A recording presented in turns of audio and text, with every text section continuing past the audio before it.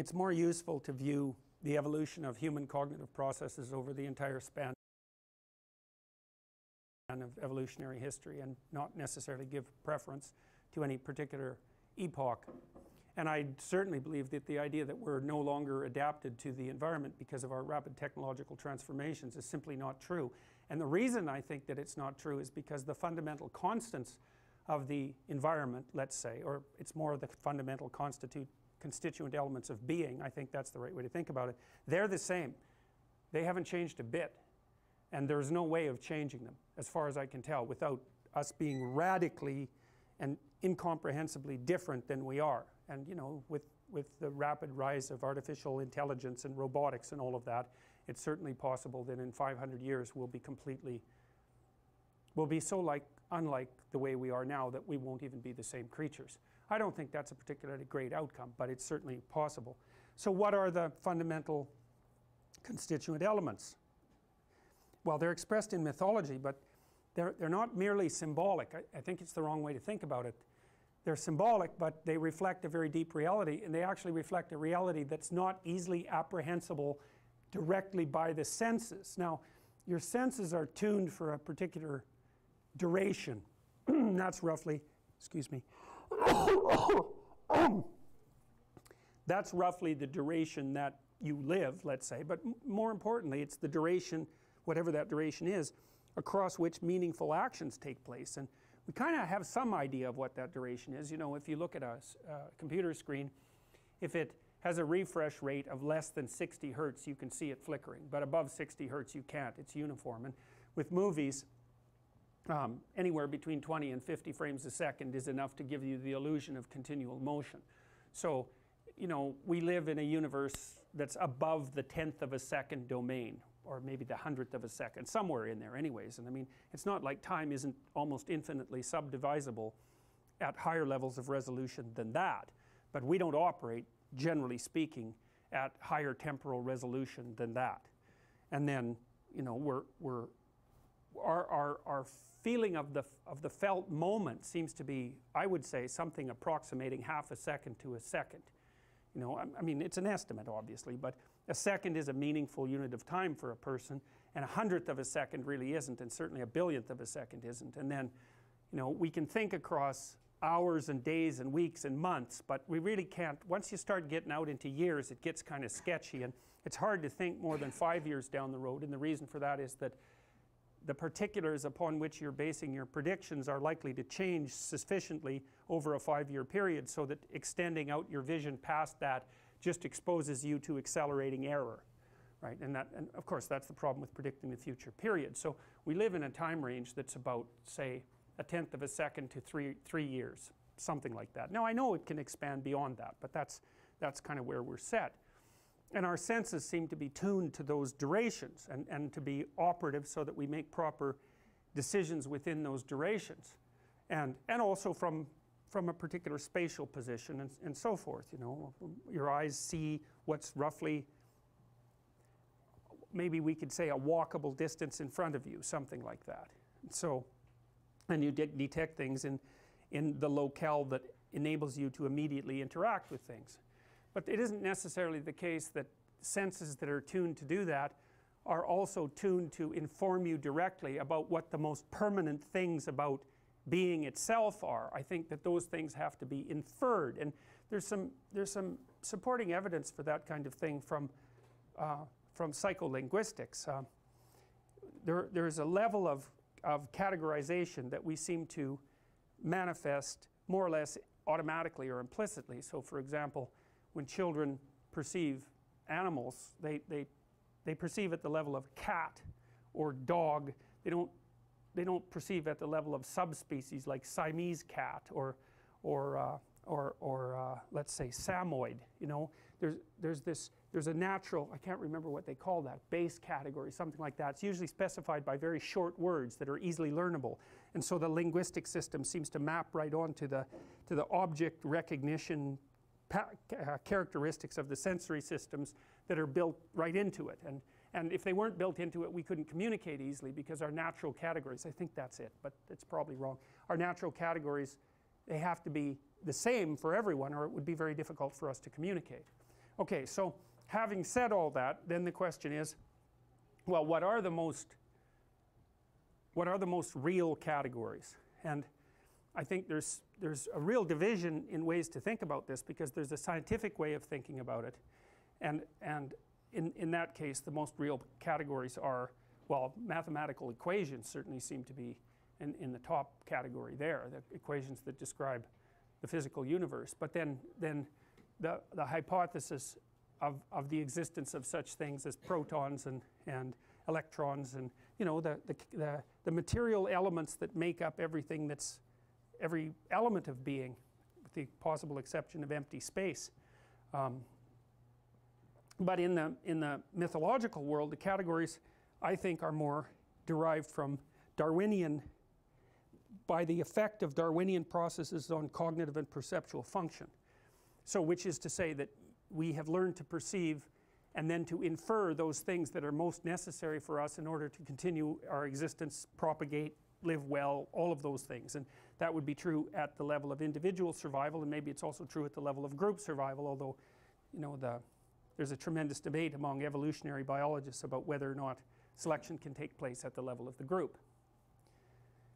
Anyways, there are these basic level categories that manifest themselves to you, and then there's categories of the imagination that you have to infer up from the sensory domain. And we do that partly in science by comparing our sensory representations across people, but we also do it by thinking abstractly, conceptualizing abstractly. And one of the things that's interesting about abstractions is it's not clear whether they're more or less real than the things they're abstracted from. This is a perennial debate among, let's call them ontologists, who are interested in the fundamental nature of reality itself, in some sense independent of conceptual structures. Are numbers more or less real than the things they represent? It's a really hard question to answer, because using numbers as a representational system gives you unbelievable power. And there are mathematicians that believe that there isn't anything more real than mathematical representations. Now, it depends to some degree, of course, on how you classify reality. That's the problem with the question like, is A equivalent to B? The answer to that always is, well, it depends on how you define A, and it depends on how you define B. So generally it's not a very useful question, but you can still get the point that there's something very real about abstractions, incredibly real, because otherwise why would you bother with them? They wouldn't give you any handle on the world. So what's the most useful, or what's the broadest possible level of abstraction, and is there any utility in thinking in that manner? And I tried to make the case last time that in the mythological world there are 3 categories, or 4 depending on what you do with the strange 4th category, because the 4th category is sort of the category of uncategorizable entities. And so it's sort of the category of everything that not only do you not know, but you don't know it. Or you could think about it as the category of potential. I actually think that's the best way to think about it, is that it's the dragon of chaos is the category of potential. And I do believe that where our materialist view is essentially wrong. I think that the proper way of looking at being is that being is potential, and from that potential, whatever consciousness is extracts out the reality that we inhabit. Anyways, that's certainly the mythological viewpoint, but it's not just a mythological viewpoint. It's a sequence of ideas, for example, that deeply underlies the thinking of Jean Piaget. And Piaget, by the way, was very interested in reconciling the gap between religion and science. That's really what he devoted his life to doing. And there are other streams of philosophy, and I would say Heidegger, the phenomenologists, are thinking along lines that are similar to this as well, because Heidegger was concerned not with the nature of material reality, but with being as such.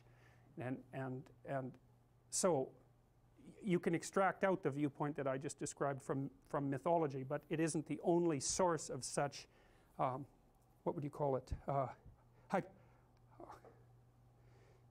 hypotheses is probably the right idea. So the idea, you can think about this as a bootstrapping process in some sense. Is in order for anything to get going, it has to bootstrap itself up and become more and more complex as it does that. So it's like, this is the answer to the chicken and egg problem, right? Which was first, the chicken or the egg? Well, neither. Something from which both the chicken and egg were derived, right? because the ultimate answer to that is the answer to how there are things at all. Who knows? But at some point there were neither chickens nor eggs, but there were the things that were the precursors to those things. And so they spiraled upwards in some sense, and those initial proto-entities, single-celled animals for, I mean, you can go back farther than that, but we could say, well, single-cell animals differentiated over time, right? And there's this looping process that differentiates out into both the chicken and the egg. So, but what the question is, what do you need in order for that process to begin? And that's really the question of what the fundamental constituent elements of reality are. And the mythological hypothesis is that there's three or four. One is the fact that there has to be something that manifests itself as an observer. It's something like that, some kind of observer. Now, where that process of observation starts in the phylogenetic chain is very, very difficult to tell. You know, we might say, well, there's certainly no possibility of a conscious observer until there's a differentiated nervous system. But then prior to the emergence of differentiated nervous systems, there were animals that were complex enough to react with the environment in a manner that, well, single-celled animals, they're quite complex. I mean, some of them are unbelievably complicated, you know. They can move themselves through space, they can orient, they can follow chemical trails. They're not stupid by any stretch of the imagination. Now, to what degree they have being, you know, as something they can represent, well, we don't have to speculate on that, but the proto-elements of conscious being are there. So you need a being, you need the structure of that being through which the entirety of being itself is interpreted, and you need the surround. It's something like that. And so I conceptualize that as something that knows, that's the knower, what it knows, that's the interpretive structure, and that which needs to be known. Or you could conceptualize that as the individual in explored territory nested inside unexplored territory. That's another way of thinking about it. Or you can think about it as the individual inside culture and the individual culture as nested inside nature. That's another way of looking at it. Or you can think of it as the knower and in order surrounded by chaos. That's another way of thinking about it. But all these things, you know, they're all attempts to articulate the same underlying structure. You see that in narratives continually, and I think Pinocchio is a very good example of that, because in Pinocchio you have the culture, that's Geppetto, and Geppetto is obviously creative but also insufficient and dead, which is why he ends up in the belly of the whale. You have the blue fairy, who's Mother Nature for all intents and purposes. The negative feminine doesn't manifest itself much in the Pinocchio story, except implicitly in the form of the whale, the thing at the bottom, which is more like the dragon of chaos than something feminine, that swallows up culture. But you have nature, or culture, Geppetto, nature, the blue fairy, and then the puppet, Pinocchio. And, you know, from a strictly scientific perspective, we think of human beings as nothing but the children of nature and culture, and that pushes you towards a kind of deterministic view. What causes your behavior? Well, it's either nature or culture, because there isn't anything else. But that isn't how the mythological story lays itself out, because it says there is something else, and that's whatever your consciousness is. And that consciousness seems to be able to work with nature and culture in a non-deterministic manner in order to bring, well, in order for what?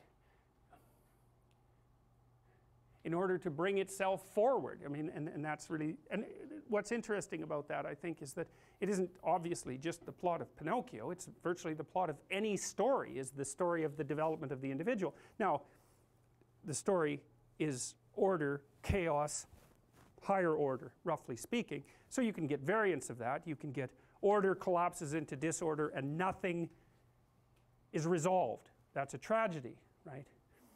And you can get, so you don't have to have the entire story represented in a story, but you get fragments of it. It's a classic U-shaped story.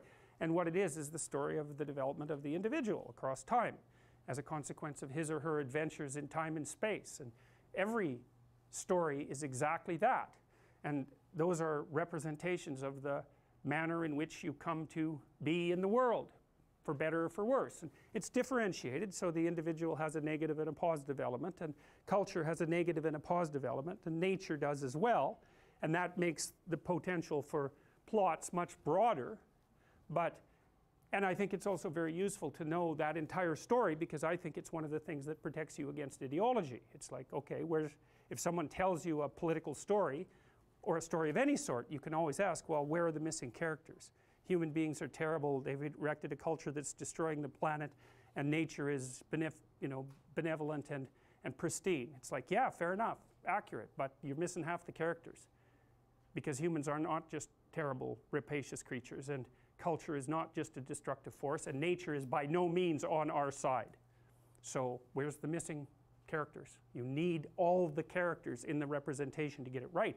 And I really believe this to be true. So for example, if you want to protect yourself against trauma as you move forward in life, you have to be very aware of the three negative characters. You have to know that the human individual has an adversarial element that's malevolent right to the core. And if you don't know that, and you run across someone who's malevolent, you will end up damaged. So because first, you won't be able to defend yourself. You'll just be like a ripe fruit tree for the plucking. And second, the mere existence of someone like that will pose such a threat to the way that you've organized the world that it might collapse on you. That happens to people all the time. So it really matters whether you know these categories, and it matters that you know that culture can become tyrannical. But that it's also the father that's given you everything. And it matters that everything good comes from nature, and that we need to live in harmony with nature to some degree, but that it's also hell-bent on our destruction every second. And it's very paradoxical. It's a hard thing to reconcile with a thought structure like modern science that's based on a strict logic that always says something can't be itself and its opposite at the same time. But human beings can certainly be something and its opposite at the same time. And anything truly complex can have that, and does have that nature. If someone offers you a new job, you think, well, that's positive. It's like, no, it's not. It's positive and negative and complex. It might be the solution to your problem, but at the same time, it's going to generate a whole host of other problems. So lots of times, we're encountering entities in some sense that have an internally paradoxical structure, and we have to deal with that entire set of paradoxes, or we don't survive. It's really a matter of survival. Okay, so and then there's this overarching symbol, which is the dragon of chaos, which is potential itself, and it's the potential from which all of these categories emerge. And so the most abstract category of our imagination is that which is beyond our understanding, the category of that which is beyond our understanding. And that seems to me to be represented, because we can only use the representational structures that we evolved, is that it's represented in our paradoxical representation of the predator and the treasure that lies beyond the perimeters of our safe societies. So what's out there beyond? Well, we don't know, but we need to know, because we need always to deal with what we don't know. So weirdly enough, we have to come up with a category of what we don't know in order to start formalizing a theory about how we might progress towards it and interact with it. It's a very paradoxical idea. And there's a paradoxical answer, right? It's the terrible predator that lurks in the unknown that also harbors something of great value. Perfect. Perfect. That's exactly right. That's exactly right. And I think that is a reflection of the fact that human beings are predator animals and prey animals at the same time. So what's out there in the terrible darkness? Something that can destroy you, but also something that you absolutely need. So how do you prepare yourself for that? And that's the ultimate question of life. It's not how do you deal with death, although death is a subcomponent of the terrible unknown, I would say. It's how do you deal with that which is beyond your understanding, which is constantly manifesting itself in the world. And that manifests itself every time you categorize something and the thing escapes from the category. And that happens most in interpersonal relationships, because people are so damn complicated. You get them figured out and boxed in. You even make a contract that neither of you will jump outside the box, but you jump outside the box continually. And that's why a relationship requires constant negotiation and reconceptualization, because you do not exhaust the person with your perceptual categories. And of course, you don't exhaust the world with your perceptual categories ever. This is partly why the existentialists, they had this concept called alienation, and the idea was that human beings become alienated from their creative products. So, and here's why it happens. So imagine Henry Ford makes the assembly line, right? So Ford has no idea what's going to happen when he makes the assembly line, like, because he's just trying to figure out a fast way to make cars, or he thinks that what he's making is cars. So he thinks he's making an assembly line for cars, and he thinks he's making cars. And you think, well, what's wrong with that? Well, first of all, the assembly line absolutely transformed the entire planet, right? Because it brought in the era of mass, cheap manufacturing. It's like it was way more than he thought it was. And then, did he make a car? Well, a car is something that hypothetically takes you relatively effectively from point A to point B. It was really a replacement for the horse and buggy. I mean, the first cars looked like that. They were horseless carriages. Well, did he make a car? Well, it's hard to tell what Henry Ford made.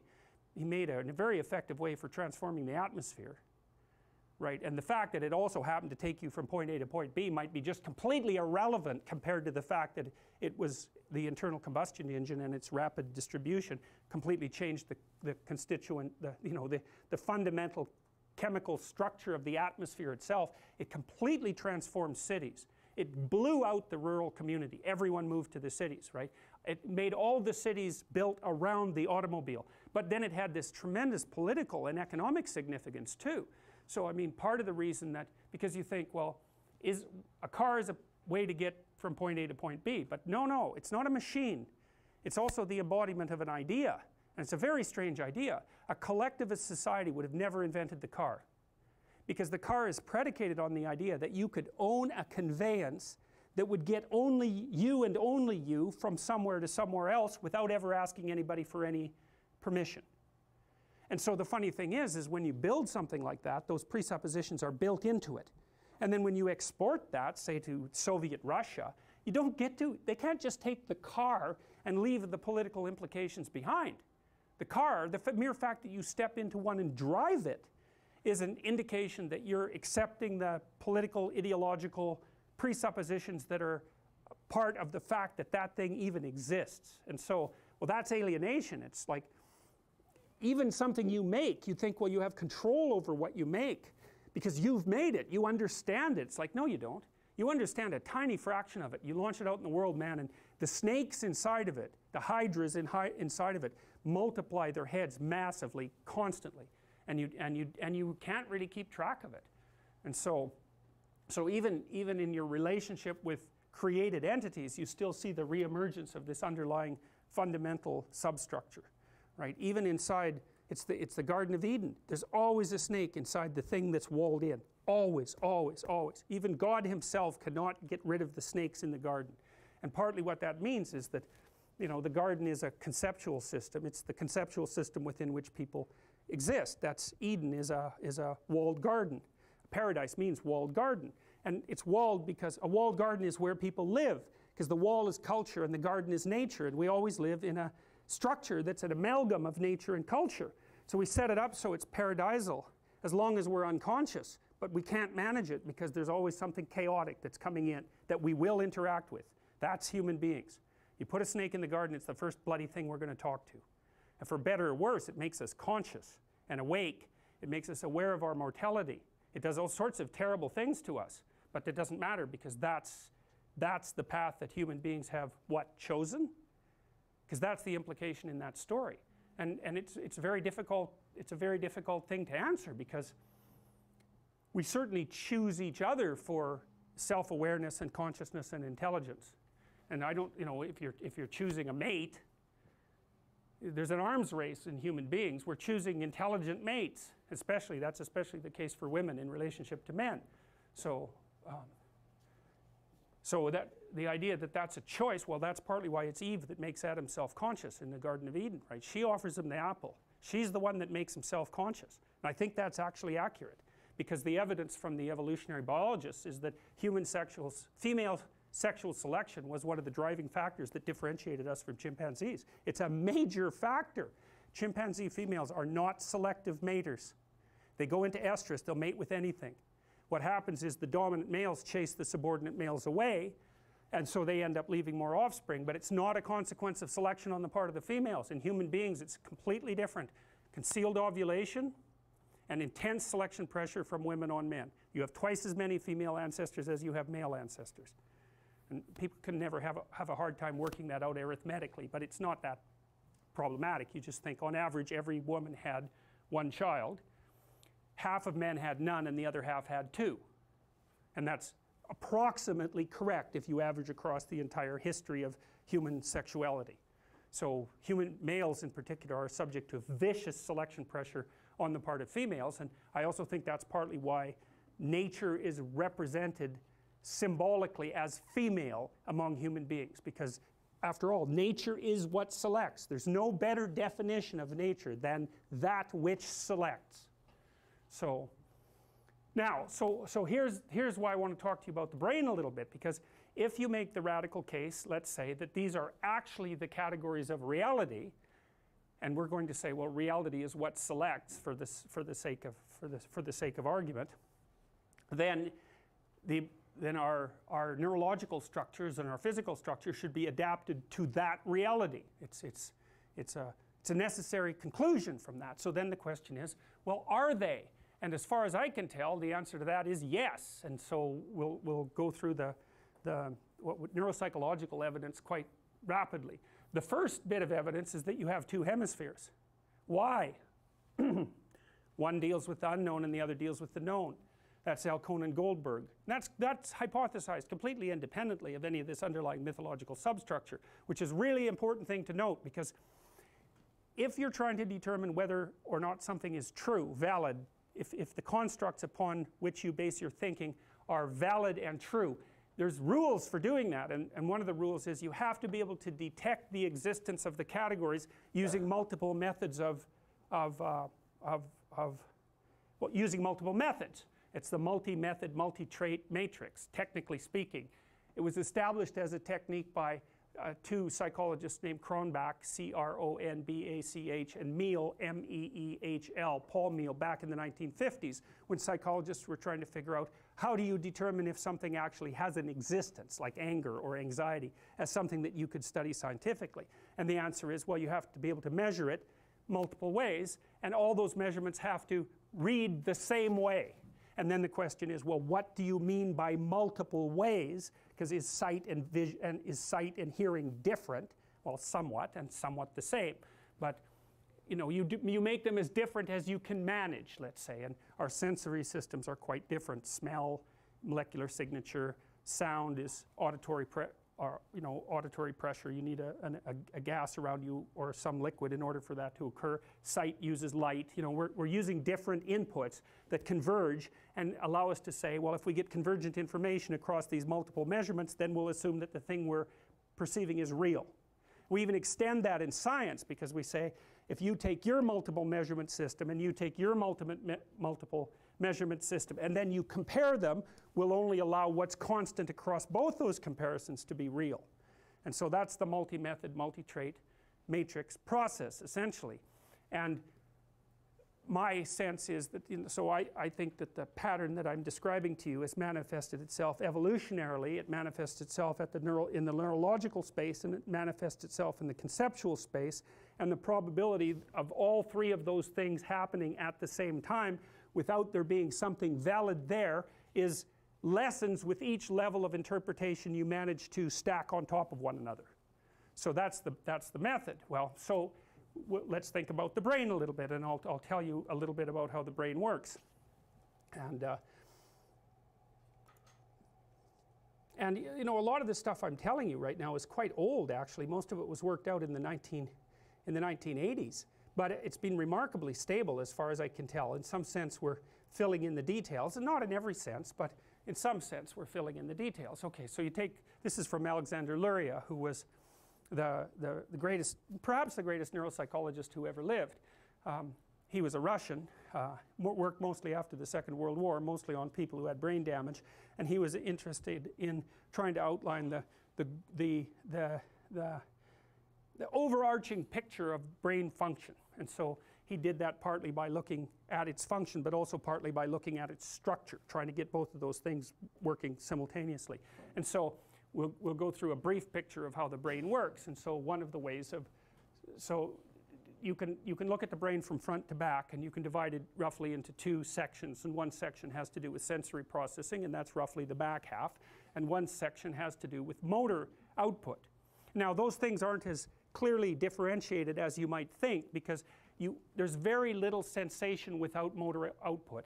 Maybe the closest to an exception is smell, I would say, but you at least have to breathe in, you know, and when an animal is actively searching out a scent trail, it's breathing in, so it's using its motor output constantly to modify the sensory stream. It's really difficult to dissociate the two, and when you're looking at something, you know, it kind of feels to you like you're a passive recipient of sense data, but you're no such thing. Your eyes are moving back and forth in multiple ways all the time, including the ways that you can control voluntarily. So there's multiple involuntary systems that are moving your eyes in multiple ways, and really what you're doing is feeling the array of the electromagnetic spectrum with your eyes. You're feeling it, and you're actively exploring it. You're not a passive recipient at all.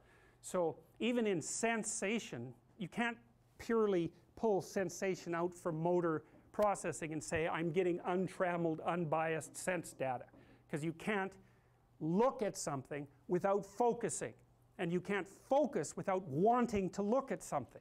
You know, you can't just lie there with your, well, you could with your eyes half crossed, but you know, that's sort of like, imagine you dropped a video recorder from an airplane and it just spun around in an unfocused manner. Well, that's the world sampled randomly. You know, what are you going to do with that? Nothing.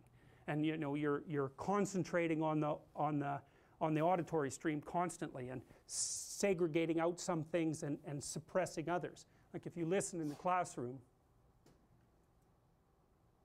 you can hear probably 4 or 5 different types of mechanical noise going on at the same time.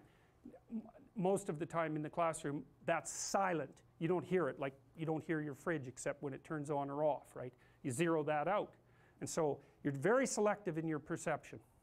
So you can't really technically separate out motor output from sensory input. And that's really useful to know, because it destroys the idea that you're just you know, that there's a world of sensation out there that's imprinting itself on you, and that's how you get your information, which is really that's the fundamental presupposition of the empiricists, of the raw empiricists.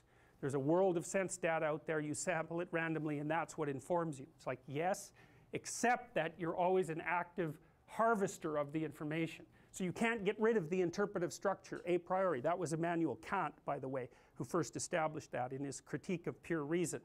You can't get away from the fact that you're actively harvesting the data. So you can say, well, where does human structure come from? The sense data. That's sort of the blank slate idea. It's like, no, wrong, because a blank slate cannot process information. You're actively engaged right at the beginning.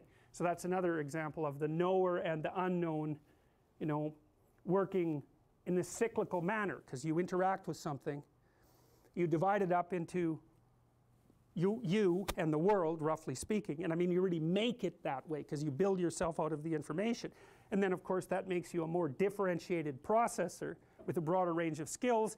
Then you interact with the unknown again, you gather more information, it differentiates the world, it makes you a more differentiated harvester, and then so it's just continually cycling. And that consciousness, the logos, the knower, is that thing that's doing that harvesting, and you can never say it's not there. Now what happens is that it's in its nascent form to begin with, low resolution nascent form. Low resolution knower, low resolution category system, low resolution world.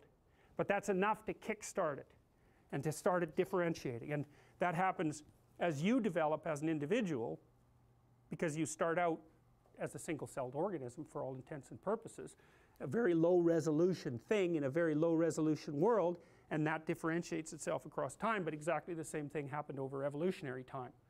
So there isn't a time when those 3 elements aren't there for all intents and purposes. They're always there. They're permanent. Okay, so anyways, back to the brain. Sensory unit, that's the back half, roughly speaking. Huge chunk of that is devoted to visual processing in human beings, right? Most animals organized around smell, not us. Somewhat still, because smell is a very powerful evoker of memories, and it has a direct relationship with emotional systems, because you need to know if something is edible or inedible, terrible or good, very, very rapidly. but human beings are organized around vision. So we have a massive amounts of our cortex devoted to differentiated visual processing. Now the motor unit, so what you have is each of these little zones here. So for example, look at the back here, that's the primary visual area and the secondary visual area, and then this is the primary auditory area in the middle of the brain here on the outside, and the secondary auditory area, and then this is for body representation, the primary area and the secondary area. And you can think about those areas of primary, secondary, and then tertiary. Primary does the base level processing. Tertiary expands that up into more abstract representation, or secondary expands that up into more abstract representations, and tertiary are the areas where the senses come together. And that's really what you seem to be most conscious of, right? It's action in the tertiary areas, because you don't really see the world as a separate, you can think about the auditory stream separate from the visual stream and all of that, and you can think about touch separately, but you tend to consciously experience things as a unity, as a comprehensive unity of all the senses simultaneously. So consciousness seems to occur only at the, most of the time at the highest level of integration. And Luria would have associated consciousness more with the tertiary areas where the senses are talking to one another. Now it's more complicated than that, because there's obviously subcortical structures all the way down to the spine that are involved heavily in what consciousness is. It's not merely a consequence of cortical activity. You know, we tend to think that because human beings have massively expanded cortical structures, and we think of ourselves as the most conscious creatures, and that's reasonable, but you can take an awful lot of cortex off someone and they're still conscious. In fact, you can leave them with almost no brain at all and they're still conscious. So we really have a rough time trying to figure out what consciousness is and how it's related to brain structure. So anyways, so that's the sensory unit. And then the motor unit, you have the primary unit, the secondary unit, and the premotor, or the prefrontal cortex. And the prefrontal cortex is particularly huge in human beings. So imagine that it's this primary and secondary areas that allow you to first of all to act voluntarily, and then to play around in some sense with your actions. You know, like imagine that you're a child building with Legos, and you can think with the Legos without really having to think abstractly, right? Because you can play around and build different sorts of structures, and so you can think at the level, at a level of motor output without having to depend on abstraction. But if you develop the prefrontal cortex here, which emerged out of the motor and premotor areas over the course of evolution, so it's a differentiation of those structures.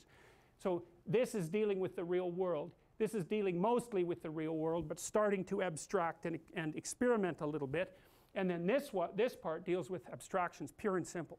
So, you know, I can lift this, and then I can play with lifting it, and then I can put it aside and think about it